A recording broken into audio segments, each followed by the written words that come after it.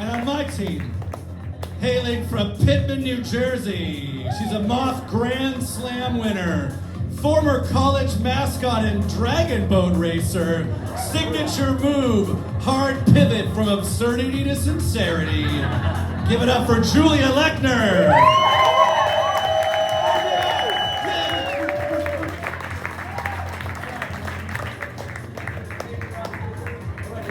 1, 2, 3, shoot. First or second?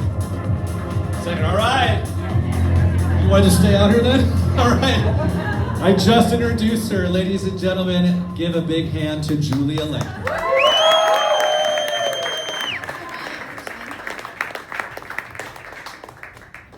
I'm someone who likes to do things in a certain order. So I went to school, check, moved across the country, check, got my career, check, and then I was ready to find someone to share all of this with.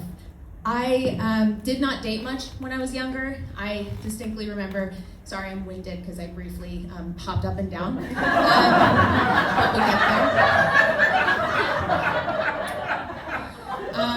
I didn't date much when I was younger. I distinctly remember going to a coffee shop and dressed like it was a job interview and conducted what felt like a job interview. And I didn't know how to end dates when I was younger, so I said to the guy, hey, my family and I are going to Boston Market after this. Would you like to come? And he declined. And so I did not go on several dates for several more years after that, based on that performance. So then I moved to California and I was like, all right, I'm an adult and it is time to date. And as you know, you need a lot of hope to date in Los Angeles. So I decided I would join every single mainstream dating app to rack up the numbers I had not gotten in the previous years.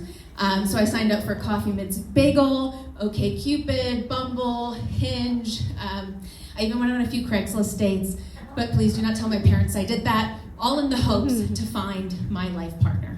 So I really wanted to optimize the ROI on my dating performance. So if there was a character count on an app, I would fill out a full essay for search engine optimization purposes, so people would find me on the apps. I took hundreds of photos of my face and put them on Hot or Not websites to see which were the hottest and which were the nottest. I appreciated their feedback. I wanted good photos. And then I made a spreadsheet and I categorized it by how far I was willing to travel for a date. And then I would put different types of dates in there. So if they want to hike in Los Feliz, I've got a hike. If they want coffee in Silver Lake, I've got coffee in Silver Lake. Things were going not well, because it's LA, but I was meeting hundreds of men and figuring out who I am and what I'm looking for in my soulmate. So I decided to optimize my performance even further. So I wanted to gamify the messaging within the apps. Because, no offense to half the people in this room, men are not that deep. And you can just copy paste the same thing from one man and send it to another, and they don't know, and it doesn't matter. It's not the 1800s, I'm not looking for a pen pal. I'm just trying to get you in the no column or the let's meet up column. So I start copy pasting to really streamline, push people through the pipeline, me being the pipeline, to figure out who my future husband will be. So I get to a week where I'm messaging with 3 different gentlemen, and each of them asks me some version of, hey Julia, what are you up to next week? What would you like to do? And so, to give you a sense of the era, that first Creed movie with Michael B. Jordan was out. And so I said, hey, I'm from the Philly area, really want to see that new Creed movie. And then I copy, paste that response to all 3 men. So Matthew says, let's go see that movie. And then Leon says, let's go see that movie. And to follow the rule of 3s, Jeff says, let's go see that movie. And I realize I've committed to seeing the movie Creed 3 times in 1 week with 3 different men. And I stop and I think about it and I'm like, I've had the same cup of coffee with hundreds of men, the same drink, the same small talk. What's the big deal about seeing Creed 3 times in 3 nights? It's a means to an end. So I go out night 1 to see Creed with Matthew, and Matthew makes movie trailers for a living. So we watch Creed, and then he tells me how he'd make it into a trailer. And it's exactly what you would expect.